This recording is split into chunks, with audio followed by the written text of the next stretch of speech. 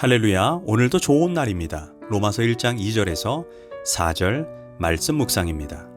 오늘은 복음과 화해라는 제목으로 말씀을 나누도록 하겠습니다. 우리는 교회를 다니면서 가장 많이 듣는 이야기 중에 하나가 복음입니다.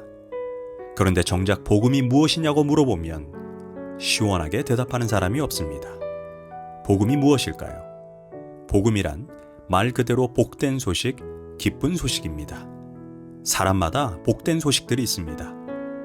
아마 어떤 사람에게는 돈이 생겼습니다, 보너스를 받았습니다 라는 소식이 가장 기쁜 소식일 것입니다.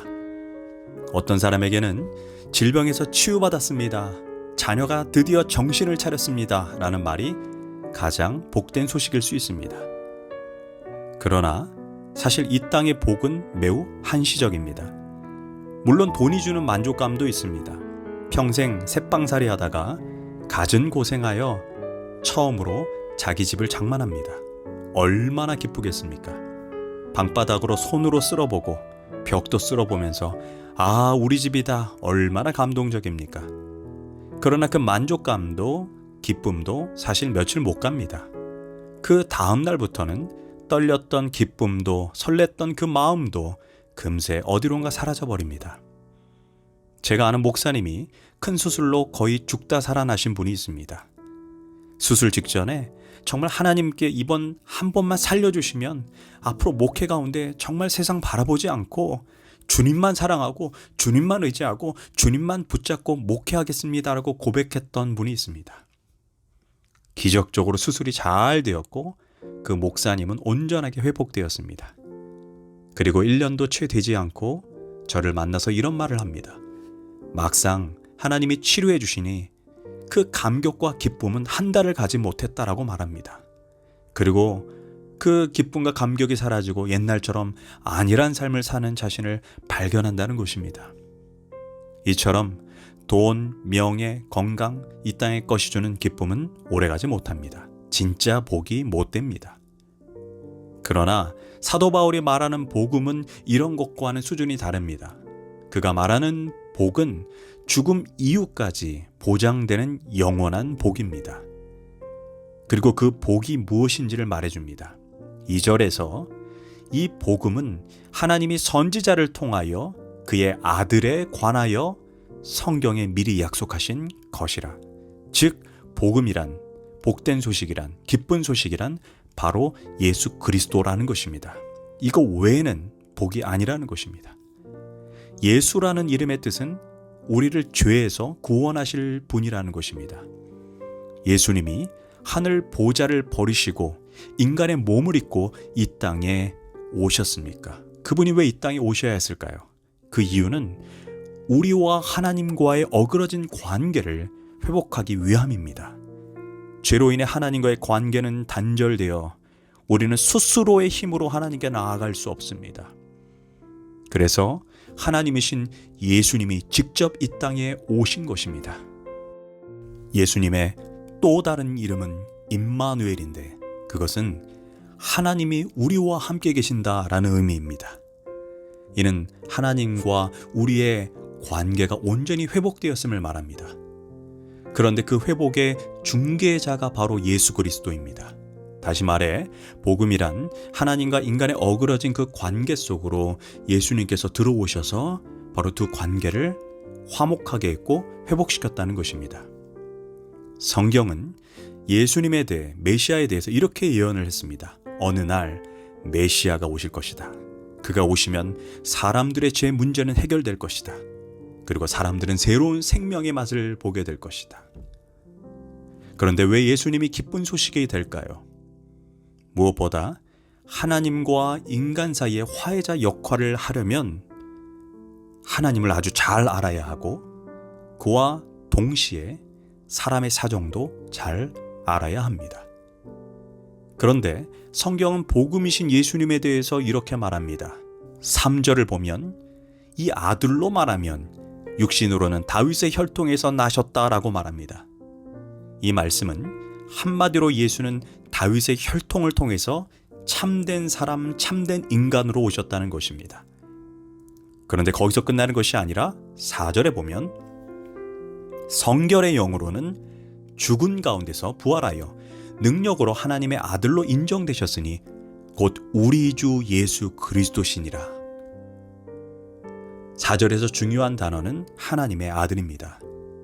그것은 3절의 다윗의 혈통이라는 말과 대조를 이룹니다. 그러나 하나님의 아들이라는 그 포인트에서 우리가 알 수 있는 것은 사람의 아들이 사람이듯 하나님의 아들도 하나님이십니다.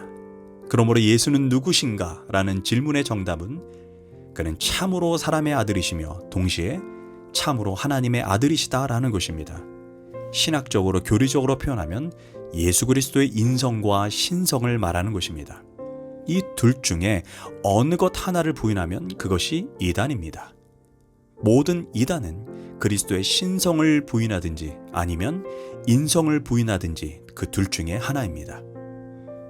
그분이 하나님이시니까 하나님의 사정을 얼마나 잘 아시겠습니까? 또한 그는 참으로 사람으로 오셨으니 사람의 사정도 얼마나 잘 헤아리시겠습니까? 그래서 하나님과 인간 사이에 진정한 중보자, 화해자가 될 수 있는 분은 오직 예수 그리스도뿐입니다.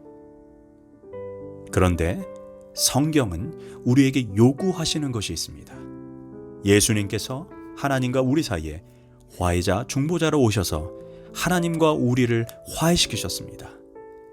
이제 예수님을 따르는 우리가 예수님 대신에 하나님과 세상을 화해시키는 화해자 역할을 우리가 이제는 감당해야 된다는 것입니다. 바울은 고린도후서 5장 18절에서 모든 것이 하나님께로 써놨으며 그가 그리스도로 말미암아 우리를 자기와 화목하게 하시고 또 우리에게 화목하게 하는 직분을 맡겨주셨으니 이렇게 말을 하고 있는 것입니다. 그런데 여기에서 화목하게 하는 직분이라는 의미는 두 가지 의미를 담고 있습니다. 첫째로 화해의 복음, 은총의 복음을 전하는 사람, 전도하는 사람이라는 의미입니다. 즉 하나님께서 예수님을 통해 우리를 먼저 구원하심은 이제 우리를 하나님과 세상 사이의 화해자, 중개자로 우리를 부르셨다는 것입니다.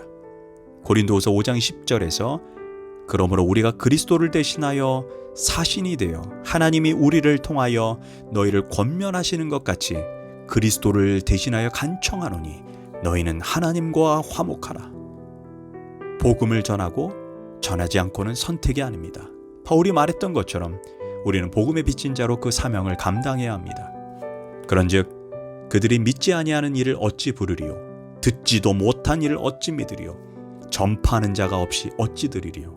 기록된 바 아름다운 좋은 소식을 전하는 자들의 발이여. 우리가 그 사명을 감당하지 않으면 그들은 복음을 들을 수 없고 그들은 구원을 받지 못한다는 것입니다. 그래서 하나님과 세상 사이 우리가 이제 예수님 대신 화해자, 중개자의 사명을 감당해야 합니다. 둘째로 화목해 하는 직분이란 곧 피스메이커, 화목하게 하는 자가 되라는 의미입니다. 그리스도인들은 어떤 공동체에 있든 화목하게 하는 자가 되어야 합니다. 내가 있는 가정, 내가 있는 교회, 직장, 공동체에서 화목해 하는 피스메이커가 되어야 합니다. 공동체를 이간질하고 깨트리는 자가 아니라 아픔과 분열, 상처가 있는 곳에 그리스도인들은 중재자로 화해케 하는 자로서의 역할과 사명을 감당해야 합니다. 공동체에서 믿는 자로 나는 복음의 화해자로 또는 깨어진 관계의 화해자로 쓰임받고 있는지 이 시간 돌아보고 점검하는 시간 되기를 기도합니다. 기도하겠습니다. 하나님, 예수님을 통해 우리를 화해케 하셨습니다. 이제 우리가 하나님과 세상 사이 예수님처럼 화해자, 중개자의 삶을 살게 하소서. 우리를 통해 바로 하나님을 알고 우리를 통해 예수 그리스도를 믿을 수 있는 도구로 우리를 사용하여 주시고 무엇보다 내가 속한 가정, 교회, 공동체에서 화해자로 피스메이커로 쓰임받게 하소서. 예수님의 이름으로 기도합니다. 아멘.